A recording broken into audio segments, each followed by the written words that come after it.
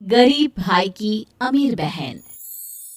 किशोर और पिद्दी दो भाई बहन थे। पिद्दी बहुत खर्चीले स्वभाव की थी। वो जितना कमाती अपने ऐशो आराम में पैसे उड़ा दिया करती। लेकिन किशोर समझदार था, घर को साथ लेकर चलना जानता था। अपनी बहन के जितना कमाता तो नहीं था, लेकिन फिर भी वो किसी तरह घर का खर्च चला लेता था। एक दिन पिद्दी किशोर से कहती है, किशोर, तुम थोड़ा ज्यादा क्यों नहीं कमाते? मेरे दोस्त रोज मेरा मजाक उड़ाते हैं। अरे बहन, मैं कोशिश तो कर रहा हूँ। अच्छा सुनो, अगले महीने रक्षाबंधन है, मुझे सोने का हार चाहिए, इससे कम कुछ भी ना लूंगी। अरे दिला दूंगा बहन। किशोर को पूरी रात नींद नहीं आती। उसके दिमाग में बस ये चल रहा था कि उसकी माली हालत इतनी बिगड़ चुकी है, अब वो सोने का हार कहाँ से लाएगा। अगले दिन किशोर सुबह सुबह घर से ये बोलकर निकल गया कि पिद्दी, मैं गांव से बाहर जा रहा हूँ, कुछ दिन घर नहीं आऊंगा। किशोर ने अपने काम के साथ साथ फेरी में कपड़े बेचने भी शुरू कर दिए, जिससे वो ज्यादा से ज्यादा पैसे कमा सके। रात में वो एक बिल्डिंग की चौकीदारी भी करने लगा।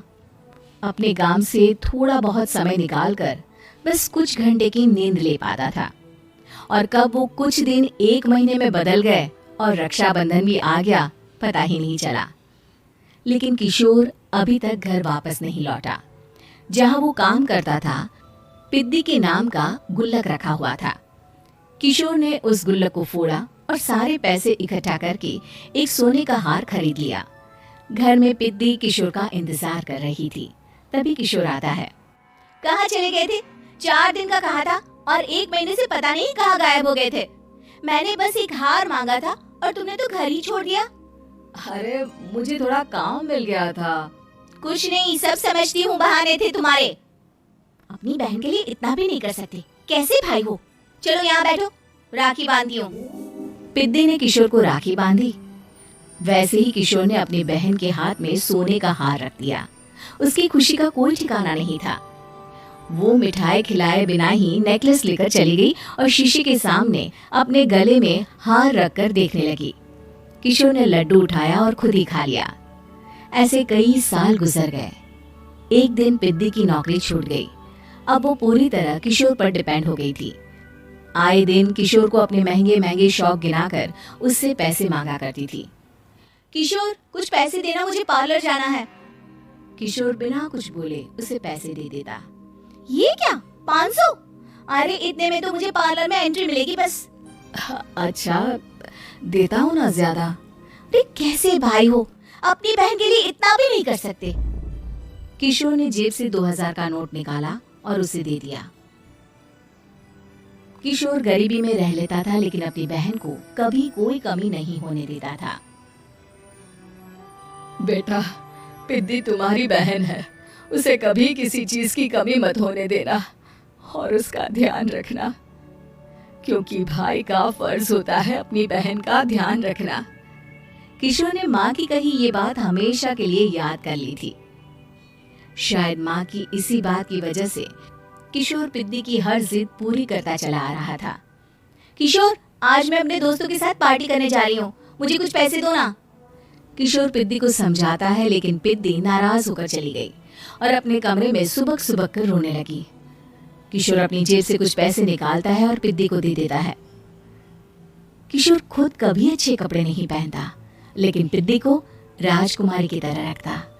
पिद्दी के जाने के बाद किशोर अपने काम पर निकल गया। एक तरफ पिद्दी अपने दोस्तों के साथ मस्ती कर रही थी, तो वहीं दूसरी तरफ किशोर पैसे कमाने के लिए कड़ी मेहनत कर रहा था। कुछ और दिन ऐसे ही बीत गए। एक दिन पिद्दी एक लड़के को लेकर घर आई और उसे किशोर से मिलवाया। किशोर, मुझे इस लड़के से शादी करनी है, लेकिन इनके मम्मी पापा बोल रहे हैं कि उनको दहेज में एक कार चाहिए, तभी वो मेरा और पंकज का रिश्ता कबूल करेंगे। लेकिन बहन, कार खरीदना कोई सब्जी खरीदने के बराबर तो नहीं है। अरे कैसे भाई हो तुम, अपनी बहन के लिए इतना नहीं कर सकते? देखो, मैं ज्यादा इंतजार नहीं कर सकती, तुम्हें 1 साल में मेरे लिए कार खरीदनी ही होगी। अच्छा पंकज, एक काम करो, कल तुम अपने माता पिता को घर बुला लो, मैं उनसे तुम्हारे और पिद्दी के रिश्ते की बात कर लेता हूँ। अगले दिन किशोर के छोटे से घर में पंकज और उसके माता पिता आते हैं। बेटा, तुम्हारी बहन ने हमारी शर्त तो बता ही दी होगी। जी बेटा, तुम तो इतने छोटे घर में रहते हो, दहेज कहाँ से लाओगे? मैं अपनी बहन की खुशी के लिए सब कुछ कर सकता हूँ। पंकज और पिद्दी का रिश्ता तय हो जाता है। किशोर अब अपनी क्षमता से 4 गुना ज्यादा काम करने लगता है। सुबह सबके घरों में न्यूज़पेपर फेंकता, दिन में मजदूरी करता और रात में चौकीदारी करता। खूब मेहनत करके किशोर ने अपनी बहन की शादी के लिए पैसे जुटा लिए। उसने अपनी बहन के लिए कार खरीद ली। जब वो पिद्दी के ससुराल वालों से मिलने गया तो उन्होंने किशोर से और पैसों की मांग की। इस बार किशोर हार चुका था। पिद्दी माफ करना, मैं तुम्हारी शादी उस लड़के से नहीं कर सकता। वो लालची लोग हैं, उन्हें सिर्फ पैसों से मतलब है। देखो किशोर, मैं पंकज से ही शादी करूंगी। क्योंकि पिद्दी ने तो किशोर की बात न मानने की जैसे कसम खा रखी थी। किशोर ने पंकज को घर बुलाया। पंकज, तुम अपने माता पिता को समझाते क्यों नहीं हो? भैया, वो हमारी शादी के लिए मान गए, मेरे लिए तो यही बहुत बड़ी बात है। हम एक काम कर सकते हैं, दहेज की रकम में से कुछ पैसे मैं आपको दे देता हूँ। अरे लेकिन समाज वाले क्या कहेंगे? अरे जब दुनिया को पता चलेगा तब ना। अच्छा, कुछ पैसे मैं अपने मालिक से कर्ज में ले लेता हूँ। कुछ पैसे पंकज देता है, कुछ वो कर्जा लेता है और अपनी उम्र भर की कमाई वो अपनी बहन की शादी में लगा देता है। आखिर में पंकज और पिद्दी की शादी हो जाती है। पिद्दी की विदाई के बाद किशोर बिल्कुल अकेला पड़ जाता है। अब उसका कमाने में भी मन नहीं लगता। उधारी वाले रोज घर में आकर बैठ जाते हैं।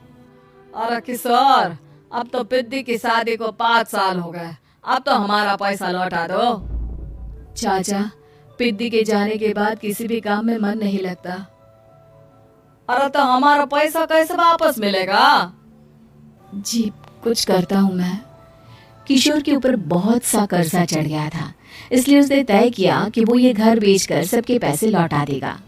अगली सुबह शहर के किसी साहूकार को उसने अपना घर बेच दिया और सबके पैसे लौटा के वो गांव छोड़कर चला गया। पिद्दी ने शादी के बाद कभी अपने भाई का हाल तक नहीं पूछा।